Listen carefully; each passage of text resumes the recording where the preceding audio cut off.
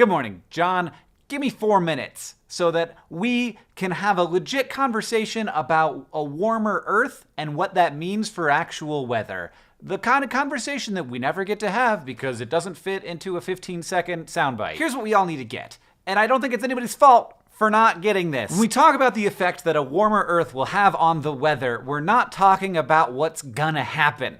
We're talking about what's probably gonna happen. Or more properly, the probability of what will happen. We are never going to know how many big storms are going to hit the US in any given hurricane season. But we can take a look over the last 50 years and see how many major storms formed per year. And I'm doing that right now. I'm putting a dot for every year. Most of the years had 2 storms. Some of them had 5, some of them had 4, some of them had 0. That year with 7 storms there, that was 2005, the year that Hurricane Katrina hit New Orleans. All right, yeah, you see what happened here. There is a curve. This is a probability distribution, and it is always how we should be thinking about how a changing climate is affecting weather today, now, this year. Not the dots.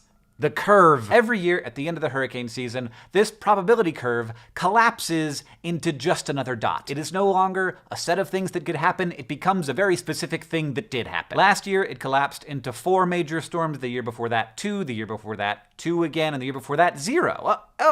Do we have a trend happening here? No.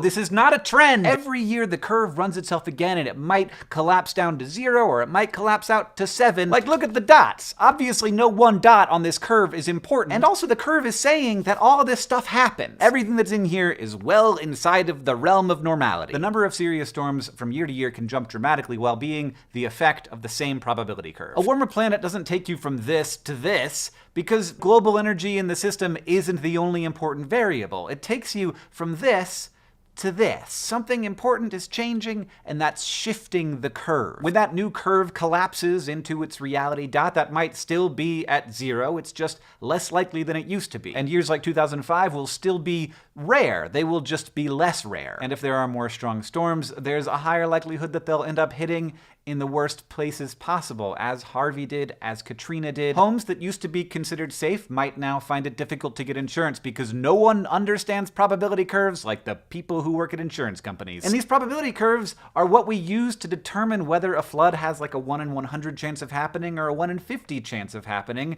And as that changes, those 100-year floods start to not be 100-year floods. And the curve can shift before we're aware of it. Like with this, we only get 1 new dot a year, which is why we create computer models so that we can run hurricane seasons over and over and over again with slightly changed variables to see what will happen. And what we see with more energy in the global system is the curves shifting towards stronger, wetter storms. The more carbon we release into the atmosphere, the more these curves shift. And that is the future that we have to accept, and the one that we have to prepare for. And also, the one that it's good to try and understand a little bit. So thanks for taking 4 minutes to do that.